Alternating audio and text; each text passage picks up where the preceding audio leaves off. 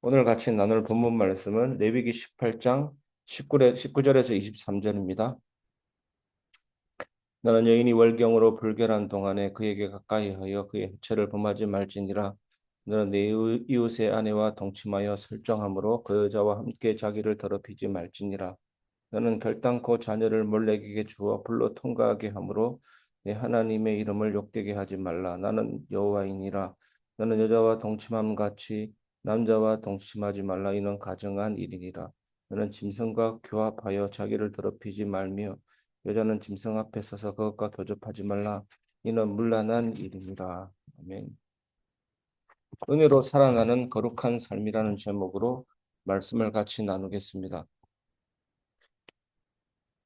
사랑하는 성도 여러분, 오늘 우리가 읽은 레위기 18장은 하나님께서 이스라엘 백성에게 주신 거룩한 삶의 기준 중 일부입니다. 당시 이스라엘은 가나안 땅에 들어가야 했는데 그곳은 이미 수많은 이방 민족이 살고 있었고 그 이방 민족의 문화가 오늘 본문과 같은 내용 이상이었습니다. 타락과 죄악으로 가득했습니다. 성적인 방탕은 물론이고 우상 숭배, 그리고 심지어 자녀를 몰래에게 신에게 불로 제물로 바치는 끔찍한 일까지 만연했습니다. 몰렉이 뭐냐면 텅 빈, 텅 빈 청동으로 만든 황소, 황소 형상을 생각해 보십시오.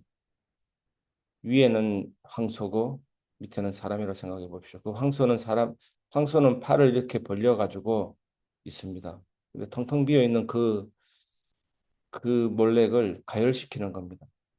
불로 뜨겁게 가열시키는 겁니다. 장작을 넣고 따뜻하게 가열시키는데 그 청동으로 만든 몰렉이라는 신 그 팔 위에 자녀를 올려놓는 겁니다. 그러니까 이게 태우는 것도 아니고 뭐라고 할까요? 산채로 익혀버린다. 어쨌든 불로 지지고 태우고 죽이는 끔찍한 일까지 만연했습니다. 얼마나 심각하게 잡혔으면 이런 일을 부모가 자녀를 이런 식으로 잔인하게 죽였던 것입니다. 하나님은 이런 죄악에 물들지 않도록 이스라엘을 지켜주기 위해 말씀하셨습니다. 근데 중요한 것은 하나님이 단순히 하지 말라고만 말씀하시지 않았다는 사실입니다.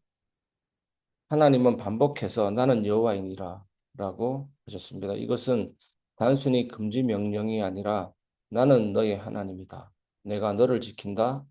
내가 너를 거룩하게 한다는 은혜의 선언입니다. 그러니 우리는 그 어떤 소리도 어떤 불신앙의 감정도 거짓 경보로 즉시 라벨을 붙이고 바로 이름표를 붙여서 하나님이 나를 지킨다라는 그런 성령이 주시는 평안의 확신이 늘 넘치고 평안을 주시는 성령의 생각을 나침반처럼 따라가면 될 줄 믿습니다. 오늘 우리도 이 말씀을 율법처럼 억지로 지켜야 하는 규칙으로만 읽으면 무겁습니다. 그러나 예수 그리스도의 십자가 안에서 보면 이 말씀은 우리를 정죄하려는 것이 아니라 은혜로 살게 하려는 초대입니다. 내가 너를 정죄하지 않으니 아니하노니 다시는 죄를 범하지 말라. 정죄하지 않는 은혜로 우리의 죄를 사하시는 예수님, 다시는 죄를 범하지 말라. 그건 삶에 변하지 않습니까?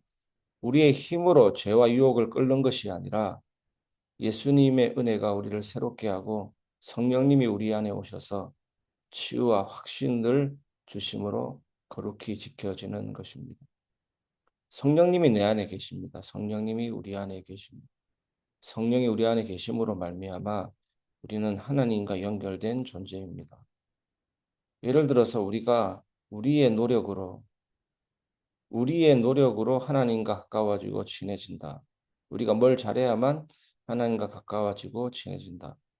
그것은 있을 수가 없습니다. 결국에는 내가 잘못하면 하나님과의 관계는 멀어진다라는 전제 조건이 있는 것입니다. 하나님도 그걸 아시기 때문에 구원받은 순간 성령을 보내주셔서 일단 성령을 보내주셔서 완벽하게 하나님과 연결되게 하신 것입니다. 성령이 우리 안에 있기 때문에 온 우주보다 크신 성령이 우리 안에 있습니다. 그래서 우리가 불신하고 염려할 때 성령은 근심하십니다. 회개와 믿음으로 이끄십니다. 우리가 믿을 때 주님 바라볼 때 더욱 치유와 확신을 주십니다. 오늘도 이 은혜를 거룩히 지키는 누리는 날 되시기 바랍니다. 첫 번째, 은혜로 응답받는 삶입니다. 본문은 음행, 간음, 우상숭배, 동성애, 짐승과 성적인 행위를 벌이는 수간과 같은 죄악들을 가정한 일이라고 말씀하십니다. 얼마나 당시 이방 문화가 심각했는지 보여줍니다. 당연하게 행해지던 일이었습니다. 하나님이 이스라엘에게 너희는 나의 백성이다. 너희는 구별되어야 한다라고 말씀하시는 것입니다. 그러나 솔직히 한번 말해 보면 우리의 힘으로 이런 유혹과 죄를 완전히 끊어낼 수 있을까요? 그런데 우리가 죄를 죽이지 않으면 죄는 우리를 죽인다라고 존 오웬 청교도 신학자는 말했지 않습니까? 사람의 욕망은 쉽게 사라지지 않습니다. 오히려 금지하면 더 하고 싶은 것이 인간의 본성입니다. 우리 안에 삐딱함이 있습니다. 하지 말라 했는데 더 하고 싶은 삐딱함. 그래서 하나님은 우리에게 단순히 하지 말라는 말씀만 하신 것이 아니고 예수님을 보내주셔서 십자가로 우리의 죄 문제를 해결하셨습니다. 예수님을 믿는 자에게는 죄의 자리에서 벗어날 새 생명의 응답이 주어집니다. 내 힘으로 죄를 끊으려 애쓰는 것이 아니라 은혜가 우리를 새로운 삶으로 인도하십니다. 우리 속에 성령 계십니다. 성령은 하나님이십니다. 우리가 주님 바라볼 때 놀라운 은혜를 체험하게 될 줄 믿습니다. 교회는 하지 마라만 외치는 율법의 공간이 아니라 은혜의 응답을 흘러보내는 공동체가 되어야 합니다. 예배는 율법적 경고가 아니라 하나님의 은혜의 응답을 받는 자리입니다. 성도가 이 은혜를 경험하면 삶이 새 방향을 잡게 되는 것입니다. 두 번째, 은혜로 치유받는 삶입니다. 본문에 언급된 끔찍한 죄악들, 몰렉에게 자녀를 제물로 바치는 일, 성적 문란, 이것들은 결국 인간의 깊은 상처와 왜곡된 욕망에서 비롯됩니다. 죄는 단순히 나쁜 행동의 문제가 아니라 마음 깊은 곳의 상처와 공허, 두려움에서 나옵니다. 우리 무의식 속에는 하나님 없이 살아온 세월에 나쁜 자아 습관이 배어져 있습니다. 장아찌처럼 물들어져 있습니다. 이것을 그대로 방치해 두면 상황이 주어지면 죄가 흘러나오게 되어 있습니다. 그래서 복음은 무엇이까지 깊이 닿는 하나님의 은혜 중에 은혜입니다. 예수님의 보혈은 우리의 외적 행동만 바꾸는 것이 아니라 마음 깊은 곳까지 들어오셔서 상처와 왜곡을 치유하십니다. 오늘 이 사실을 고백하시기 바랍니다. 나의 마음 깊은 곳까지 치유하시는 예수님 의지합니다. 나는 여호와이니라는 말씀처럼 하나님은 우리의 더러움 속에서도 우리를 버리지 않으시고 붙들어 치유하시는 분이십니다. 예배는 정죄와 부끄러움의 자리가 아닙니다. 오히려 부끄러움을 드러내는 자리입니다. 그 어떤 내 마음의 부끄러움도 하나님 앞에 다 아릴 수 있는 것입니다. 교회는 너 이렇게 살면 안 돼만 외치는 곳이 아니라 상처 입은 자가 와서 치유받는 자리입니다. 성도는 예배 속에서 죄책감 때문에 고개 숙이는 것이 아니라 은혜 때문에 눈물 흘리며 다시 일어나는 경험을 해야 합니다. 잘 생각해 보십시오. 우리 안에 생명이 있다. 우리 안에 성령이 있다. 놀라운 하나님의 은혜 아닙니까? 저는 어제 아침에 새벽 예배 마치고 이 부분을 생각하는데 내가 보통 축복받은 것이 아니구나. 하나님 안에 있는 생명, 예수님 안에 있는 생명, 성령님 안에 있는 영원한 생명을 성령을 통해 나에게 선물했구나. 하나님과 연결된 자이구나. 온 우주보다 크신 영원의 영혼보다 더 크신 그 하나님과 연결된 자이구나. 그래서 우리가 기도할 때 내 안에 성령은 하나님이시고 그 하나님은 온 우주를 통치하시고 수많은 차원을 초월하시고 영원 무궁 전지전능하신 분이라는 사실을 인식할 때 우리는 놀라운 기도의 깊이로 들어가게 되는 겁니다. 죄인을 치유하시는 예수님의 은혜를 전하는 공동체가 교회인 것입니다. 세 번째, 은혜로 확신을 얻는 삶입니다. 본문에서 하나님은 반복해서 나는 여호와이니라 말씀하십니다. 이 말은 단순한 율법적 명령의 결론이 아닙니다. 하나님께서 내가 너희 하나님이다. 내가 너를 책임진다. 라는 약속을 주시는 것입니다.